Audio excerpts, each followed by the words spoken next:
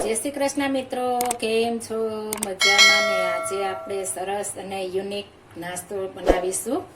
આપણે આ યુનિક નાસ્તો બનાવવા માટે આપણે ટાઈમ પણ જાજો નથી માંગતો અને ફટાફટ બની જાય છે અને એકદમ ઓછા ઇન્ગ્રીડિયન્ટ્સમાં બની જાય છે. આપણે આ સૂજીનો નાસ્તો બનાવીશું. તેના માટે મેં પોણી વાટકી આપણે સૂજી લીધી છે, 1 વાટકી ખાટું દહીં અને કેપ્સિકમ, ટામેટું, ધાણા ભાજી અને કાંદા લીધા છે. આપણે એકદમ સરસ અને નવો નાસ્તો બનાવવાના છીએ અને આપણે નાની મોટી ભૂખ લાગી હોય, અત્યારે આપણે વરસાદના સમયે આપણે ભૂખ વધારે લાગતી હોય છે, તો આપણે આ રીતના નાસ્તો બનાવીશું તો તમારા ઘરમાં બધાને ભાવશે, તેટલો મસ્ત બનશે અને પીઝા પણ ભૂલી જશે, તેટલો મસ્ત આપણે આ નવો નાસ્તો બનાવીશું. હવે પહેલાં આપણે બેટર બનાવી લેશું. બેટર બનાવવા માટે આપણે એક બાઉલ લઈ લીધું છે, તેમાં આપણે સૂજી નાખી દેશું અને આપણે દહીં જે લીધું છે તે પણ નાખી દેશું. જો તમારી પાસે દહીં ન હોય તો તમે ખાટી છાશ પણ નાખી શકો અને તે ન હોય તો લીંબુ પણ નાખી શકો છો અને સ્વાદ પ્રમાણે નિમક નાખી દેશું. આપણે એકદમ સરસ અને ફટાફટ બની જાય તેવો નાસ્તો બનાવવાનો છે. આ બધું પહેલાં સરસ મિક્સ કરી લેવાનું છે, ત્યારબાદ આપણે આગળની પ્રોસેસ કરવાની છે. આપણે સરસ મિક્સ થઈ ગયું છે. હવે આપણે જે વાટકીમાં દહીં લીધું હતું તેમાં થોડું દહીં છે તો પાણી નાખી દેશું અને આપણે જોઈએ એ પ્રમાણે પાણી નાખવાનું છે. એકદમ આછું નથી કરવાનું, આપણે થોડું જાડું બેટર રાખવાનું છે. આ રીતના આપણે સરસ બનાવી લેશું. થોડું પાણી મેરીશું. આ નાસ્તો એકદમ સરસ બને છે અને કોઈ ગેસ્ટ આવ્યો હોય તમે બનાવીને આપ્યો તો યુનિક લાગે છે, તેટલો મસ્ત અને ખાવામાં તો લાજવાબ છે, તેટલો મસ્ત આપણે આ નાસ્તો બને છે. આપણે એકી સાથે પાણી નથી નાખવાનું, થોડું થોડું નાખતા જઈશું ને બેટર બનાવતા જઈશું આ રીતના. હવે આને આપણે 5 મિનિટ માટે રેસ્ટ આપશું એટલે આપણો સૂજી છે તે ફૂલી જાય. ઢાંકીને 5 મિનિટ માટે રહેવા દેશું. હવે આમાં કોઈ વસ્તુ આપણે નાખવાની નથી, આપણે 2 વસ્તુ જ ઉમેરવાની છે, તો આપણે આમાં બનાવી લેશું. ચીલી ફ્લેક્સ નાખી દેશું થોડો એવો અને ઓરેગાનો.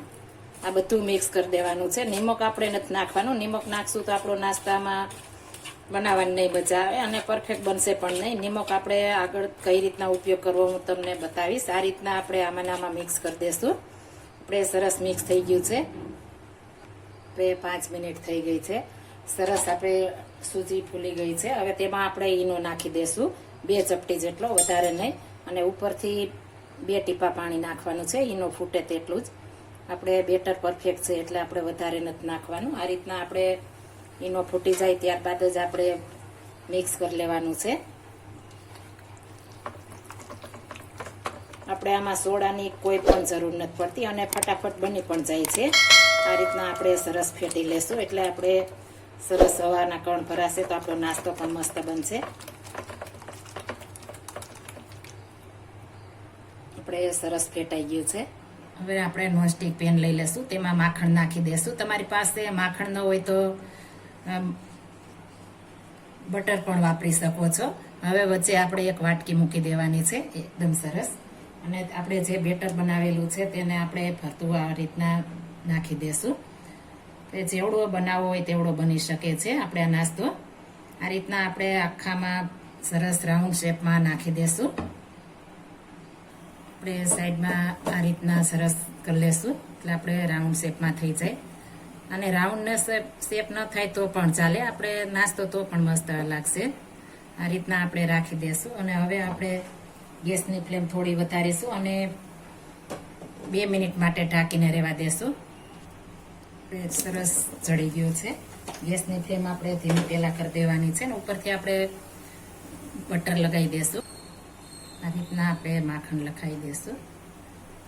તમારી પાસે માખણ ન હોય તો ઘી ન હોય તો તેલ, બધું ચાલે, પણ માખણથી આપણે એકદમ મસ્ત ટેસ્ટ આવશે અને ક્રિસ્પી બનશે. હવે આપણે વાટકી કાઢ લેવાની છે.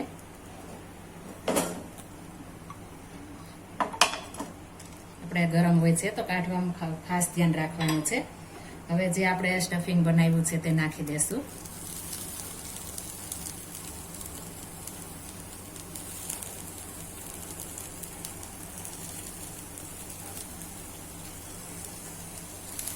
ઉપરથી થોડા ચીલી ફ્લેક્સ ને ઓરેગાનો નાખી દેશું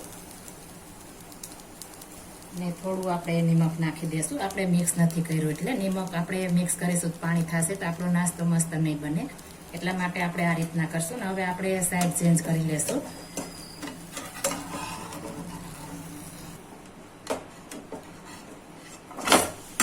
એકદમ સરસ ચડવા દેવાનું છે. હવે આપણે સરસ ચડી ગયું છે. હવે એક પ્લેટમાં કાઢી લેશું. આપણે ઉપર પ્લેટ મૂકી દેશું અને આપણે આ રીતના ઉલટું વારીશું એટલે આપણે મસ્ત થઈ જશે. એકદમ સરસ આપણો નાસ્તો તૈયાર થઈ ગયો છે. હવે આપણે સર્વ કરીશું. આ નાસ્તો આપણે વઘારેલી લસણવાળી ચટણીમાં એકદમ મજા આવે છે અને આ રીતના આપણે ખાધી હોય તો તમને ખાવાની પણ મજા પડી જાય છે.